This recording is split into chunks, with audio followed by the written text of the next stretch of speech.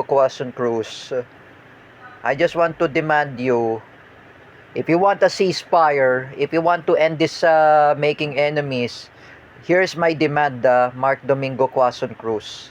Delete that F word over at Tatay Digong, Rodrigo Duterte. Do not say bad words. You know, for me, I never say bad words in social media. Shania Kiana said to me, Rodrigo Duterte is very sick. He's old, Mark Cruz. You do not know what you're talking about. If I were you, deleted that post. You know, Jerick Silva and the other Duterte supporters, even the Spedmotics, even the other people who were criticizing you. You are wrong, Mark Domingo Quezon Cruz. I just want to demand, when Christian Mingito says, he said that stop accusing Mark. I stop accusing Mark. I am telling to Christian Mingito, reprimand your imbecile friend. Just like I said before, dapat pagsabihan nyo yan, like I said. Hindi ka kasi nakikinig, like what's what his problem anyway. For example, Teacher Kel is not posting about politics. What about her in Escal Penumbra, not posting politics? They are non-partisan. Thank God, I put my profile pic, that Iranian President Masoud Pezeshkian, and I put it Fast and the Furious. So I'm not putting Rodrigo Duterte because I don't want to get flagged by Meta. So I just decided myself I should be non-partisan. If I were you, Mark Domingo Quezon Cruz, be non-partisan. Just like Teacher Kel and Escal Penumbra. Have you never teach how to use social media etiquette? That we discussed that from Teacher May. We should not talk about politics in social media. You know, Mark Cruz, Facebook is not posting about politics. Instagram is not posting politics. If I were say to you, Mark Cruz, if I want to demand you to delete the picture of Rodrigo Duterte, you say an F word. Madidemanda ka pa, Mark Cruz. For me, do I say that Noynoy Aquino corrupt? Do I curse Noynoy Aquino with the F word? The former president of the Philippines who died also in kidney failure? No, I never intention to criticize Noynoy. I know that in the past, when Noynoy Aquino died in June 21, 2021, before, during pandemic, Noynoy Aquino died also June 21, 2021. Do I even curse Noynoy Aquino? No, I should never accuse Noynoy Aquino. Because I know there's Bimbi. I know there's Joshua Aquino, who is autism, who is special. His uncle is Noynoy.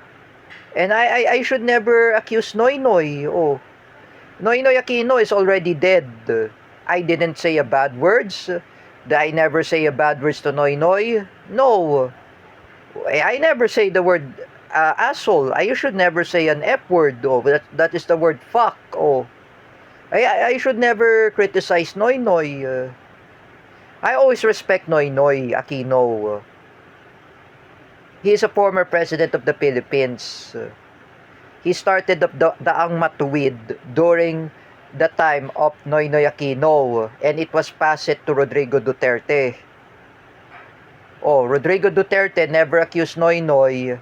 He doesn't want to get involved Chris Aquino.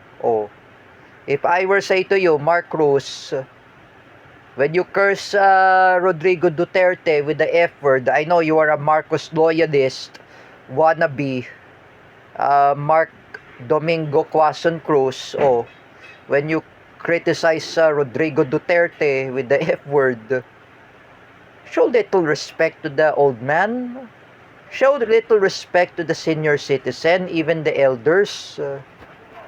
It's not good to curse anyone. If you want ceasefire, Mark Cruz, then delete that post about the F word toward at Tatay Digong that you reposted it in threads in Instagram. Deleted it, Mark Cruz. I am begging you. The Duterte supporters are complaining you. Shania Kiana is complaining you. And even the others are complaining you. Delete it.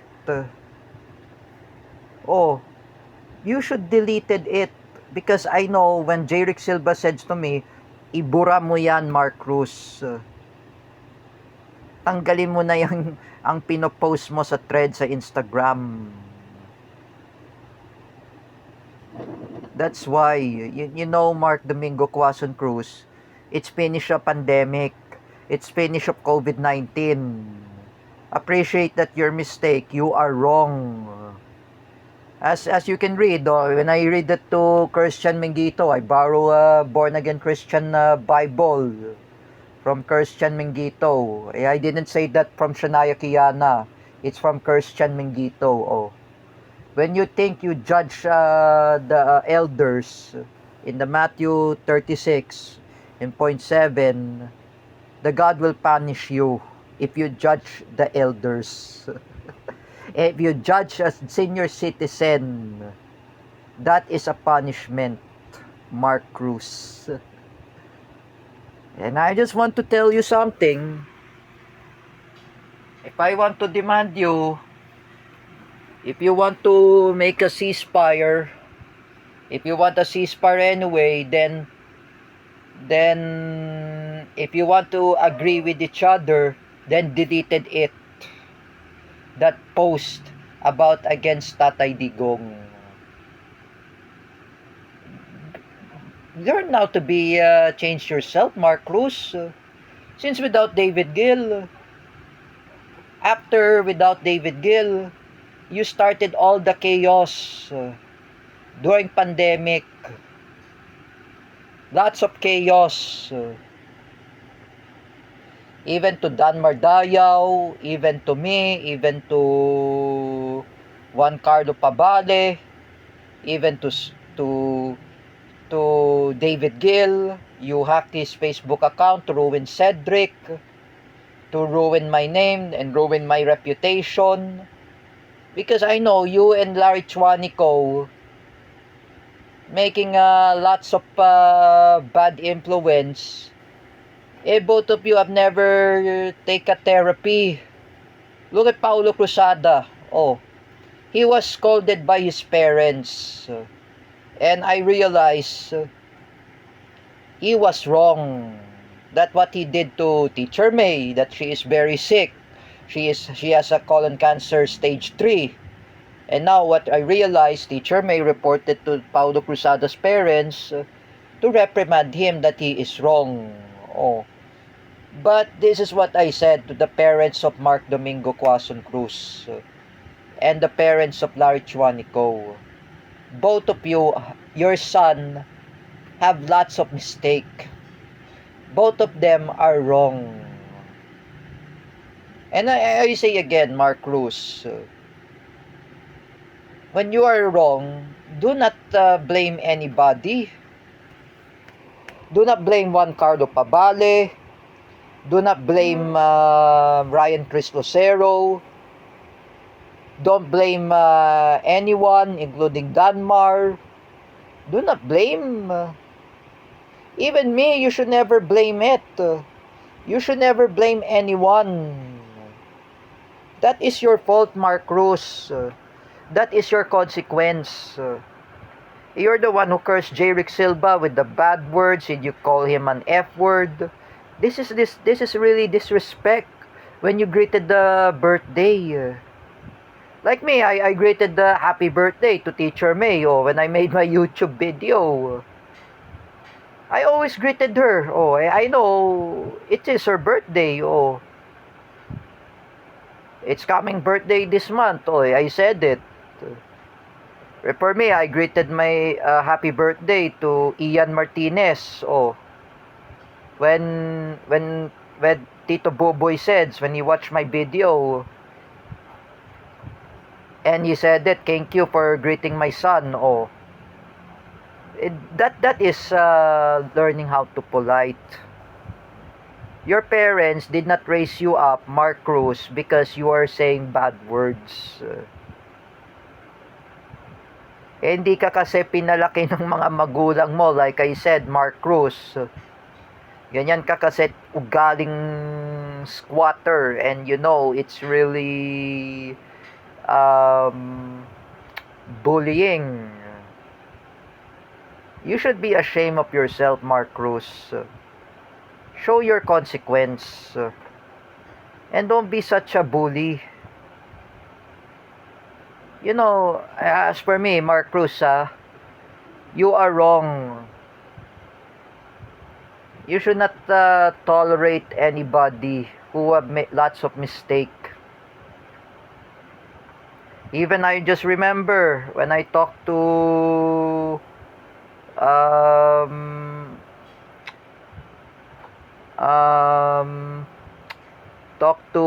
Prince Gun.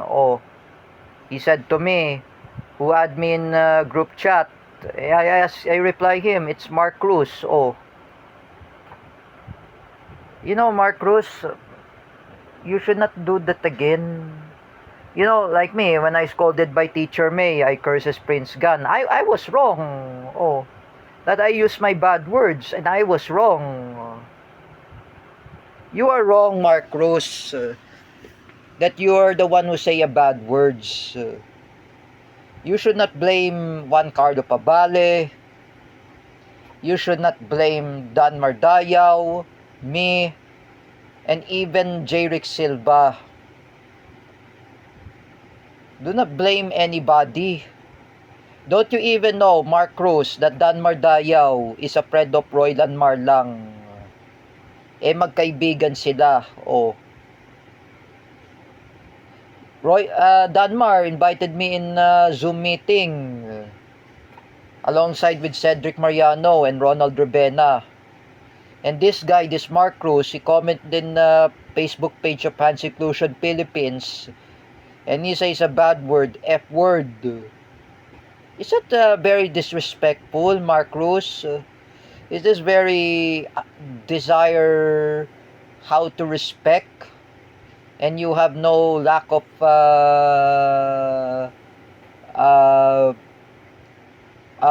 aware to yourself, you're being lack of showing kindness, lack of appreciation.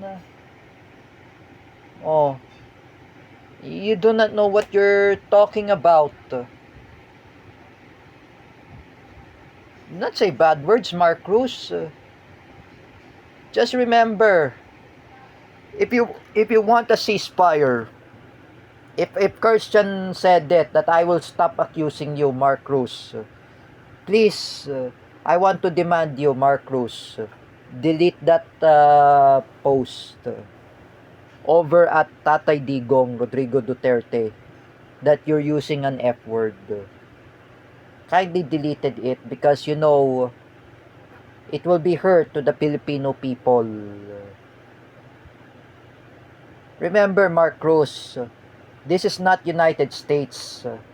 This is not Israel. This is not European Union or Spain. This is not any country. This is Philippines, Mark Cruz. Like I just said before, when I was told by Jose Marie Hernando, the father of Baham, this is a Philippines. I say again, Mark Cruz, this is Philippines. This is not United States. This is not Israel. This is not European Union. This is Philippines. I'm telling you, Mark Cruz.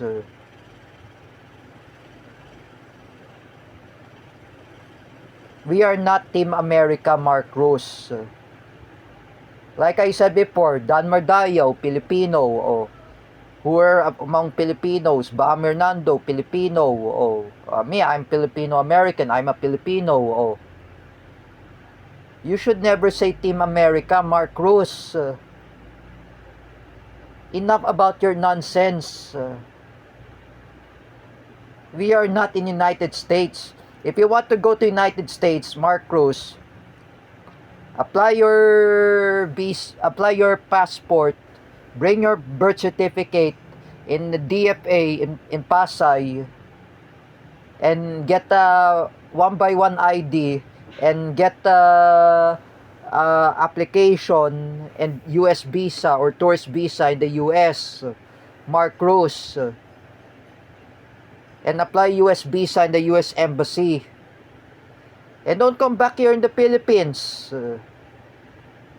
That's all I could say, Mark Domingo Quezon Cruz. This is not Team America, Mark Cruz. This is Philippines. And I'm telling you, who fed you up? I say again, Mark Domingo Quezon Cruz. When I was told by father of Baham, Jose Maria Hernando, last 2018, who fed you up? Oh, your parents fed you up, Mark Cruz. Your family fed you up. You were born in the Philippines, Mark Cruz. And why did you say Team America?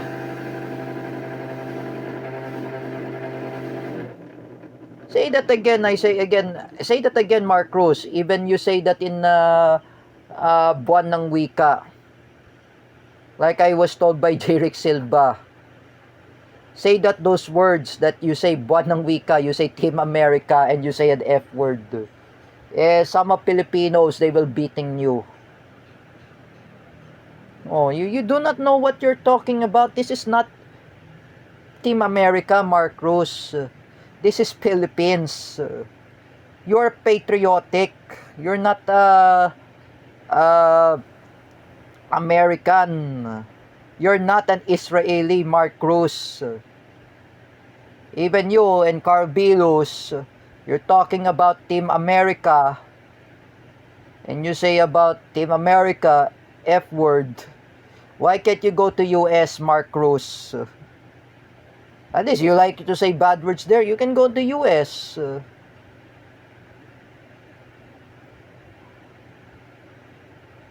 This is not America, Mark Cruz. This is Philippines.